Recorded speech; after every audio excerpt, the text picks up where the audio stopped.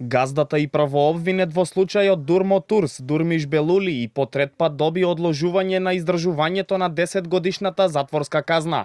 Иако предвидено за денеска, тој не се појавил во затворот Идризово, како и во последните 7 месеци, колку што поминаа од правосилната пресуда.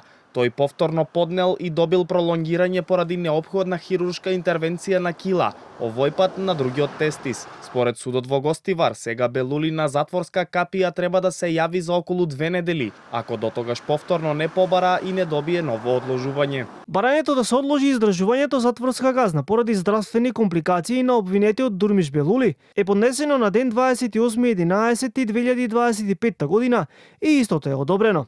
Тој ќе треба да се појави во КПУ Идризово и да започне со издржување на казната на ден 17.12.2025 година.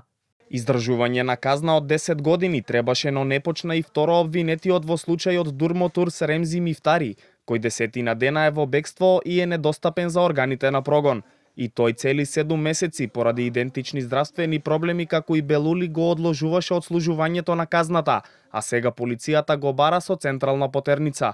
Според проценките на надлежните, тој се уште се наоѓа во државата, бидејќи при проверките кои ги направиле, не бил регистриран негов излез на некој од граничните премини. На 9 мај апелациониот суд Скопје на газдата Белули повеќе од двојно му ја зголеми затворската казна, од 4 на 10 години. На Мифтари пак од 6 на 10 години затвор. Двајцата беа осудени за автобуската несреќа во 2019 година кај Ласкарци, во која загинаа 16 патници, а над 30 беа повредени.